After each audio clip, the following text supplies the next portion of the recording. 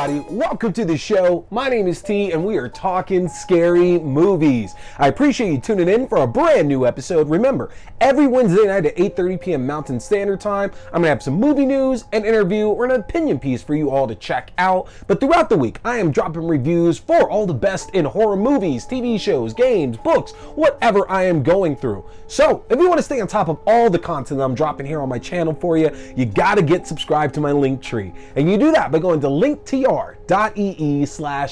Scary Movie.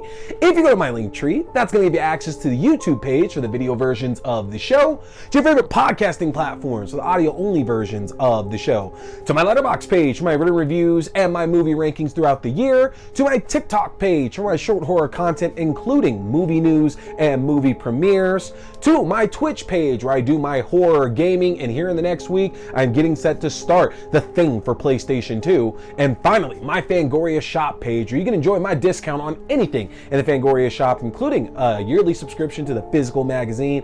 Take advantage of that, y'all. Hit that subscribe button, especially if you are watching on YouTube, as the more subscribers I get, more content I'm putting out for all of you. And man, we got some great stuff coming out for you here over the next week. Folks, we just wrapped up my 80s Creature Features Monster Madness. We were talking Phantasm, Ghoulies, Puppet Masters, Critters, all of that there. So that was very cool to do that. Very, very cool to check that out. And over the next week, I am jumping back into some werewolf movies because this weekend I'm going to get a chance to go and see Kit Harington's new film, The Beast Within, which I'm stoked to see, honestly. I love a good werewolf movie, and I figured if we're going to do that, we might as well crack into a few other ones as well, too. So, over the next week, I'm also going to be doing reviews for Dog Soldiers and The Howling as well, and I don't want y'all to miss out on that. Hit that subscribe button, but also, there's always something extra here now. I told y'all we finished up with season 2 of Interview with the Vampire, and I was gonna get to Mayfair Witches. Well, this week I put out my review of episode 1 of season 1 of the show. We're gonna keep that going, folks. My goal is every Tuesday,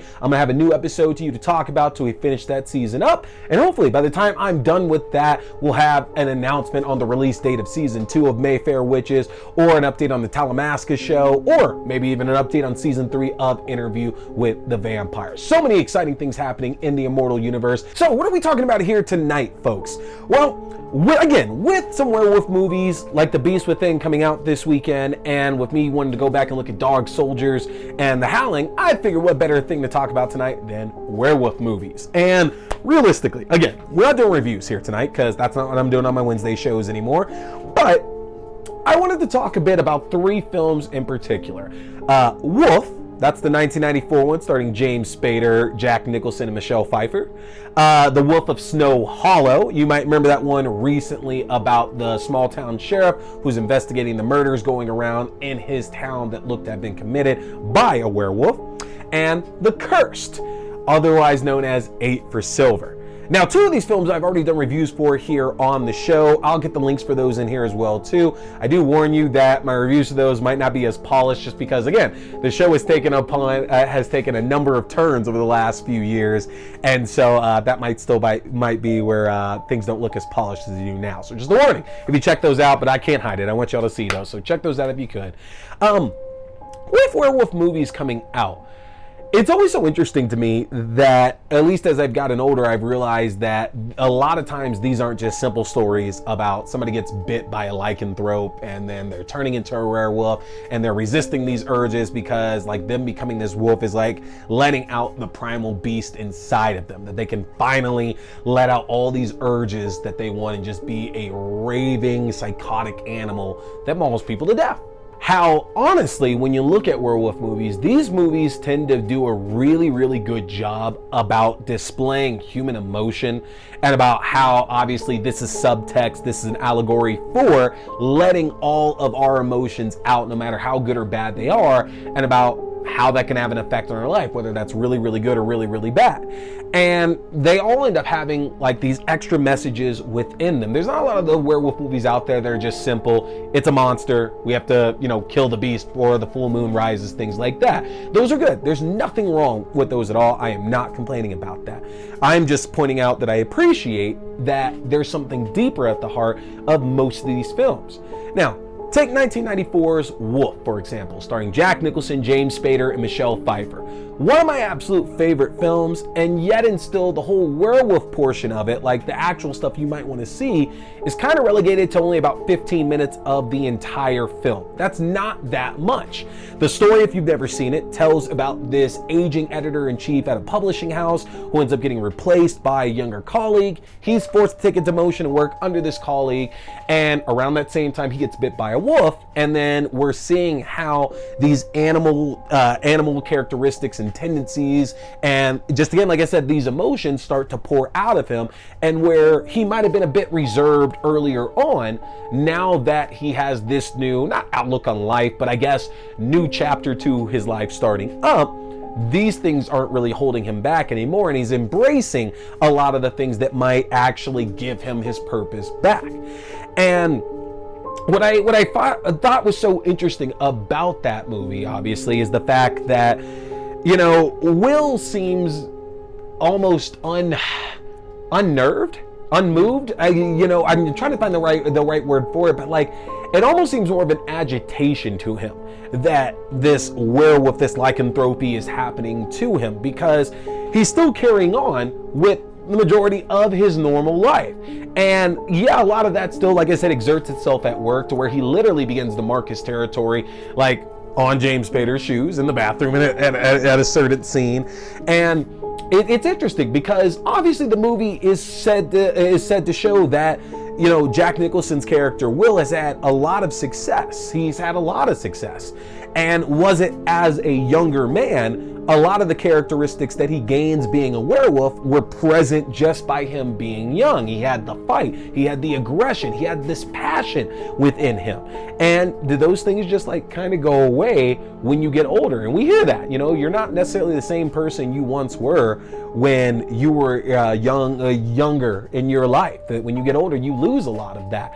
And again, that movie is translating that to where he had to have something traumatic happen to really gain those things back. And by the end of the film, and a lot of people say that it's left ambiguous, but it's really, really not, because it's about Will heading to the next chapter of his life. And he's been bitten by this werewolf, and he's fought for somebody that he loves, and he's managed to kind of take back what was stolen from him, you know, towards the beginning of this film. And then the question is, well, do you just go back to what you were doing before at that point? Like, you've kind of regained all this stuff that you've lost over the years. Are you really going to go back to that life you were living? Because clearly you weren't being fulfilled by that at all. And what does he do? Will rips the amulet off that would stop the transformation. And yes, he's doing it to save Michelle Pfeiffer's character Laura from, you know, being defiled by James Spader. Like, yeah, like that's obviously the big drive behind it. But I think there's also a part in that as well too, that's like Will has finally embraced that he's becoming the young man at one point that he was, but it's mixed with the man that he is now. And he can't just live and do what he's done before. He has to seek out something completely different. And so he decides that he's going to live this life as a werewolf and embrace this power and embrace this change and go off. And that's powerful. That's honestly powerful, because I think that film really could have taken Will's character to, you know, all right, he saves Michelle Pfeiffer, and then he finds a way to get the amulet back on, or there's another cure to this curse, and he goes right back to the publishing house. James Spader's gone, and the status quo is returned to normal. But they don't go that route instead, and he leaves. And I think that's very purposeful, because it's to show us that under no circumstances at all is Will willing to settle for the life that he once led. And that's powerful. That's honestly really, really powerful for a movie about werewolves.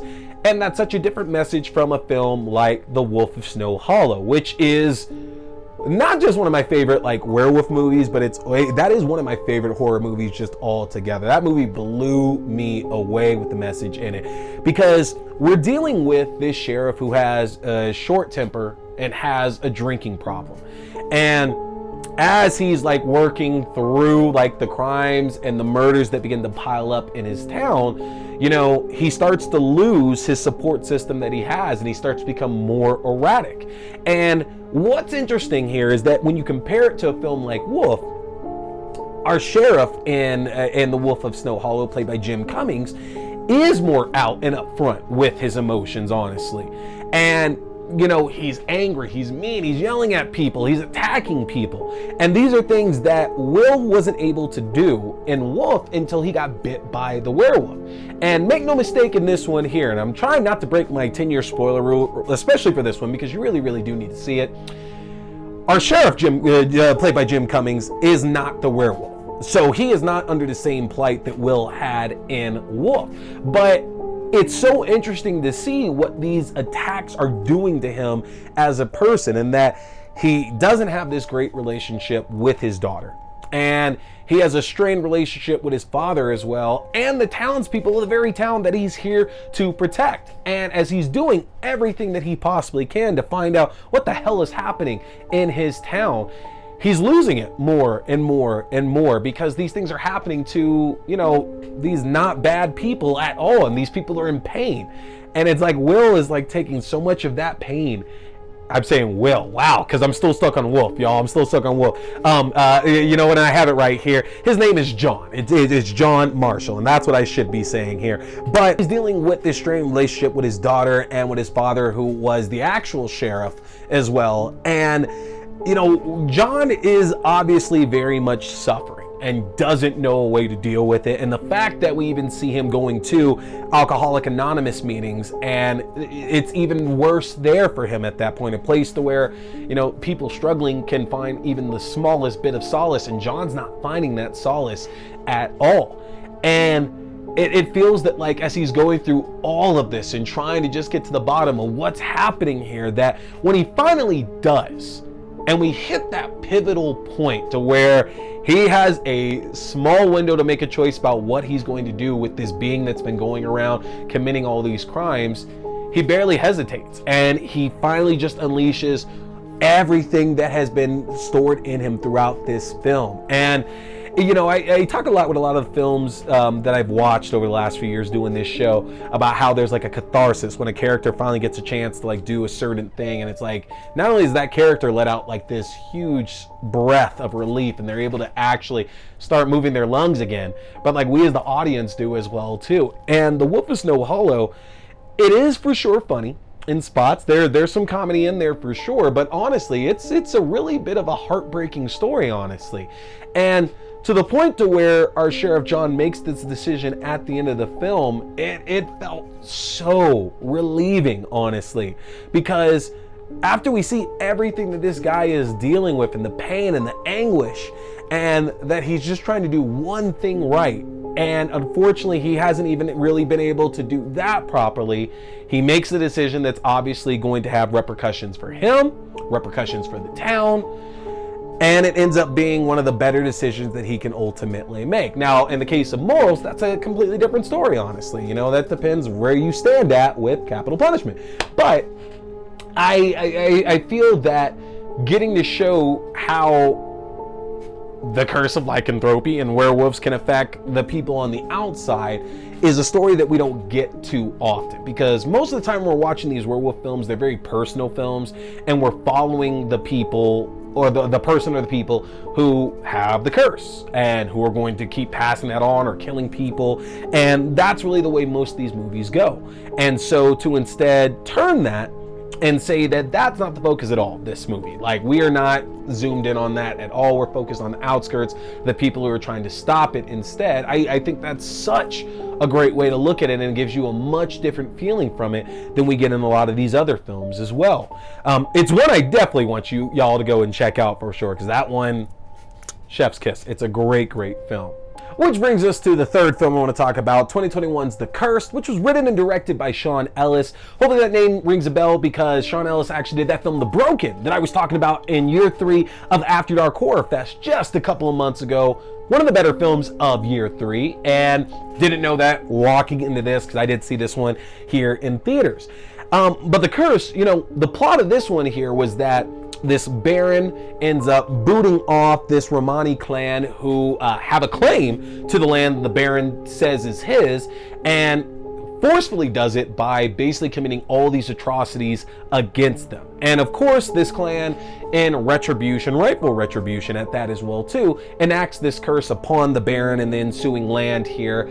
And that curse is lycanthropy, that there's going to be a werewolf issue going on. And obviously, that's the very overview of that. That's the easy way to look at that film, like The Curse. But there's so much that's going on within this here. You know, one of the biggest themes about this is that, you know, the evil that somebody can do can very well end up passing that down to their children. You know, say the sins of the father are given to, you know, they say to the son, but it's really anybody at that point there.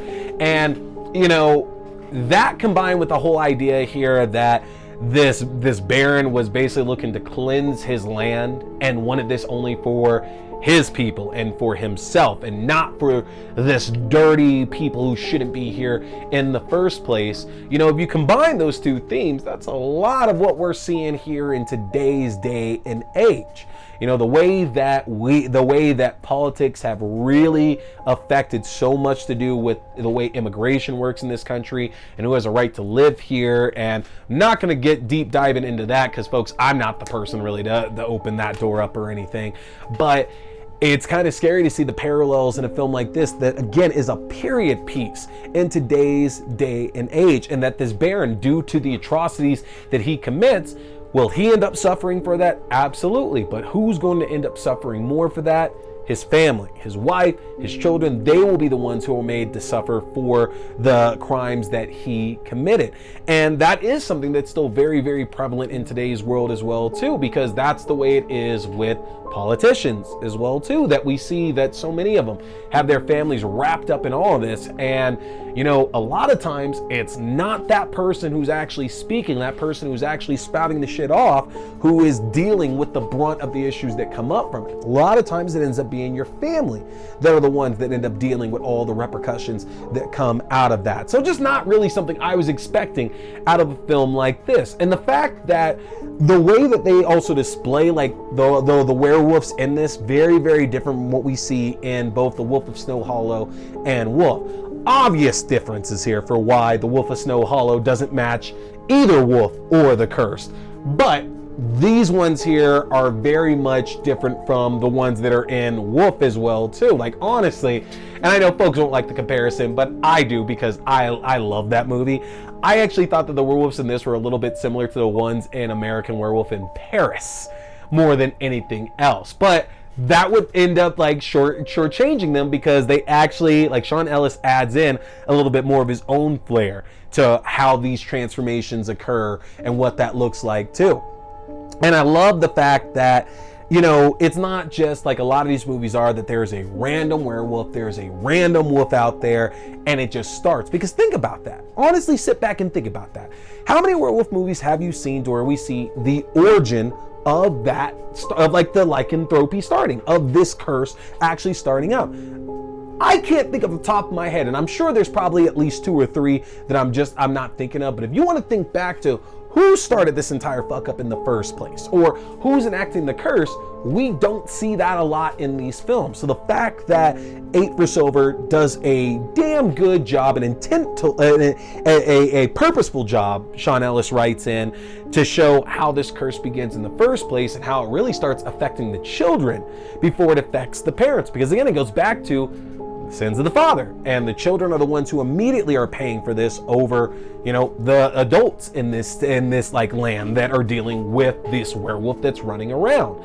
And I enjoyed the fact that they showed how, again, it's not just this one family that gets affected by it, that so many others end up having this curse rain upon them as well too, all because of one man's decision. And if that doesn't sound like modern day politics, I don't know what does, folks. Again, you can get so many different things, different themes, different morals coming from werewolf movies that are out there. And even the ones that I'm gonna look at this weekend, The Beast Within, Dog Soldiers, The Howling, way different themes in those than what I've seen in these 3 movies as well.